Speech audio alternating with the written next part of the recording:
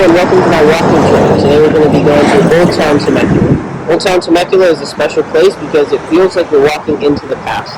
This town is located in Riverside County, close to the border of San Diego County. People visit it today to shop, eat, and explore, but long ago it was home to the first people of this land, the Lusanian.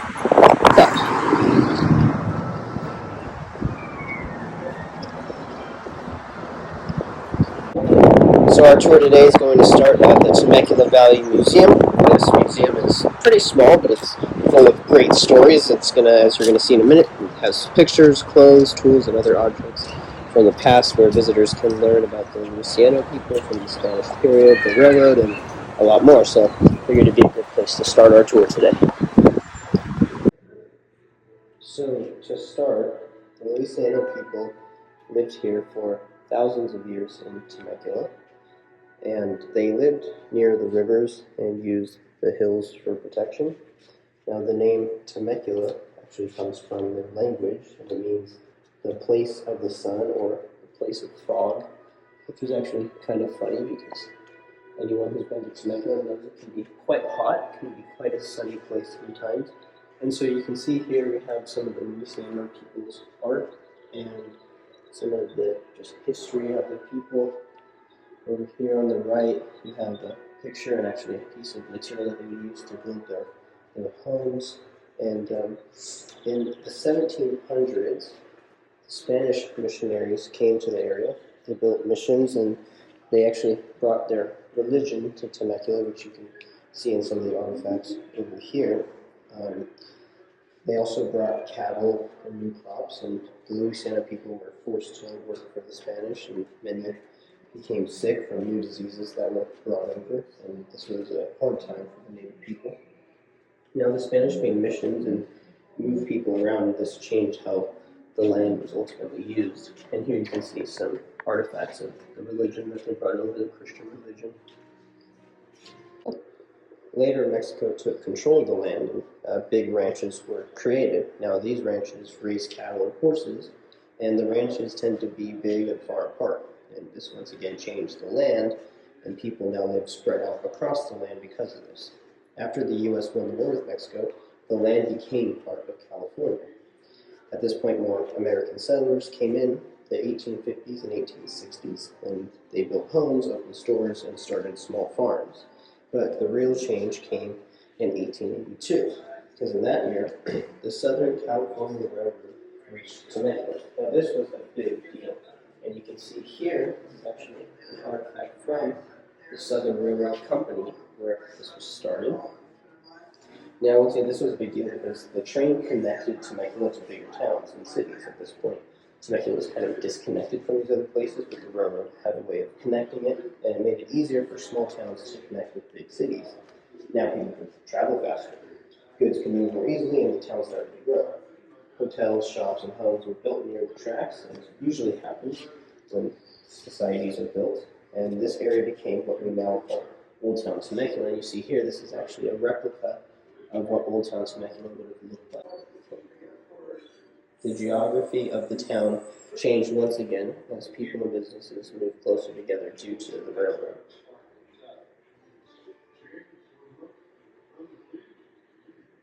Now our next stop here is Sam Hicks Monument Park. This park is named after a local pioneer. It honors the overland mail stagecoach. This was a mail route that passed through Temecula in the 1850s, and it connected California to the East Coast before the trains were common, which we learned about a second ago in the museum. Temecula was a key stop on the route. Old roads like the stagecoach route helped decide where towns were going to be built, and here we have a monument to that historic event.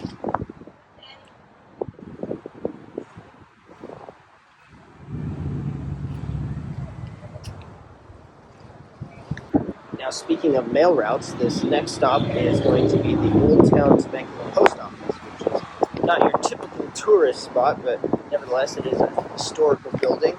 This is a place where locals have been sending letters, picking up packages, and swapping small town stories for decades. And what makes this post office unique and special is its charm. It really does look like something out of an old Western movie. It looks like when you think of what a post office would look like from like the 1800s, this is what you think of. And This is a really cool part of Temecula, this post office here. It's got the rustic wooden beams and the wood flooring.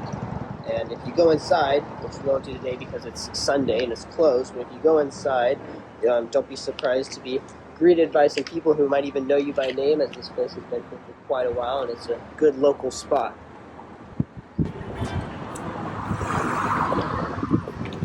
So now we're walking down Old Town Front Street, and what you'll notice is as you walk down all of Old Town, everything is designed to look like West, look like an Old Town. You'll even notice that the floor that we're walking on, the sidewalk, is not cement, but it's actually made of wood. And all the buildings are designed to look this way. Some of them, even though they look old, are new, and some of them are actually old historic buildings that have just been renovated a little bit because they were falling apart. Okay. Yeah, just a little.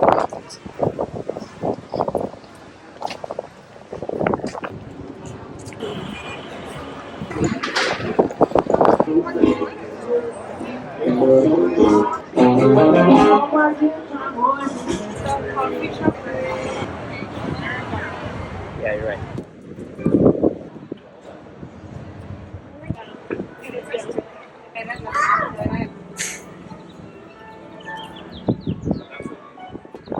So now we're at Main Street, and what we have here is the Hotel Temecula. Now, this hotel was built in the 1890s, and it was known for welcoming tradesmen, ranch hands, and traveling families. Today, the hotel still stands. This is one of the spots. Yes, it's been renovated, but this is a historic spot that was built 100 years ago, and it looks very much the same as it once did. The inside is full of wood furniture and decorations, and it feels actually almost like a time capsule from the Old West.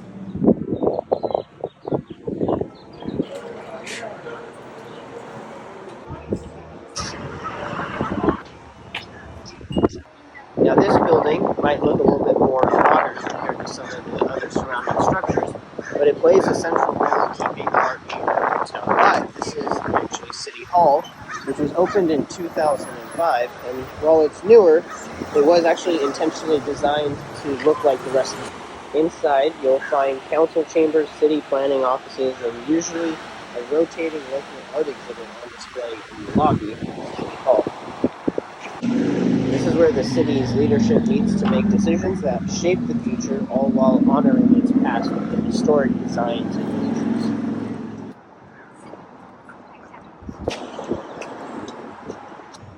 Now, after City Hall, our tour is going to end with the Chapel of Memories. Now, as you can see here, this small church was built in 1917 and was formerly known as St. Catherine's Church. People used it for weddings, funerals, and community meetings. It helped bring people together.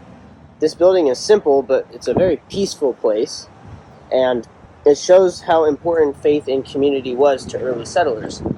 This church is right in the middle of Old Town, so people could easily meet there, which is a very common thing that you'll see in Western societies, where they will build churches in the center of towns because faith was usually central to people's lives, and so they thought it would be fitting to build the churches in the center of towns. Also makes it a very easily accessible place for the whole community to gather and come together. And so as you see here, this old church did just that. It was built right in the center of Old Town Temecula.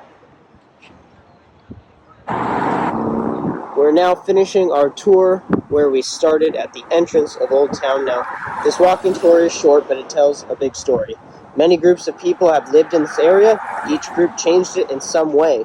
From the Luiseno people to the Spanish, from the Mexican ranchers to the American settlers, each one added something to the town's story. Today, visitors can learn about all of them in one short walk. Old Town Temecula is more than just a shopping spot, which a lot of people think that's all it is, but rather Old Town is a place of great history. It's a place where we see how geography, culture, and time shape this unique town.